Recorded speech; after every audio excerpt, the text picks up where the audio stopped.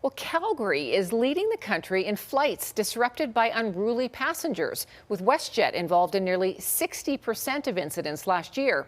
That's according to the latest federal data, which shows the costly consequences of such delays. Mark Villani has more on how airlines are responding and why some say harsher punishments are needed.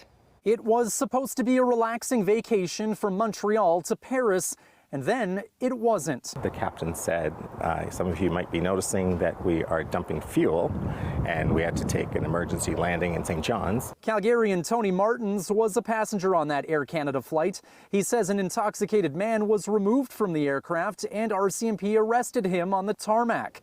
A 4-hour delay led to more than half on board missing their next connection.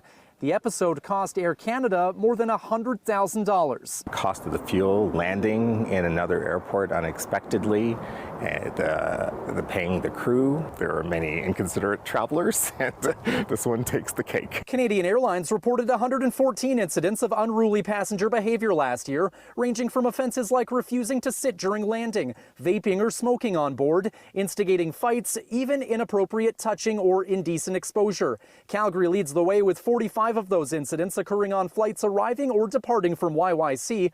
Nearly 60% of the reports also came from WestJet aircraft. WestJet has unfortunately had a shift in its corporate culture, a shift in its training, a shift in the attitude on board, and that shows. WestJet says it's already taking a zero-tolerance policy. Our cabin crew are extensively trained to de-escalate situations involving disruptive or unruly passengers. WestJet issues written and verbal warnings and reserves the right to suspend guests up to and including a lifetime ban. There is no excuse to allow you back on an airplane like that. But on top of it all, some aviation experts are calling on airlines to step up fines. You take a 777 or a 330 airplane and you basically divert the airplane, dump fuel, that's a $100,000 job. That's a $100,000 cost. You send that bill to the passenger. And while this Calgary passenger did eventually enjoy his trip to Paris, he agrees the consequences should be harsher. I'm hoping he had to pay, but I'm sure it would have bankrupted him. Mark joins us from Calgary's airport tonight. Mark, while these incidents are pretty concerning, they're actually trending down compared to previous years.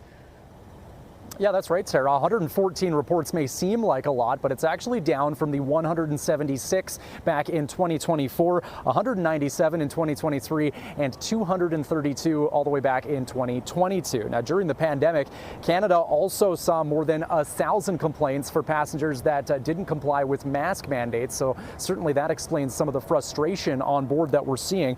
Still, passenger rights experts say that this is just a drop in the bucket. This is a very minuscule factor in the number of complaints that are out there for passengers. Right now, there's a backlog of more than 80,000 passenger complaints that the Canadian Transportation Agency is dealing with. Sarah. Wow. Okay, Mark, thank you.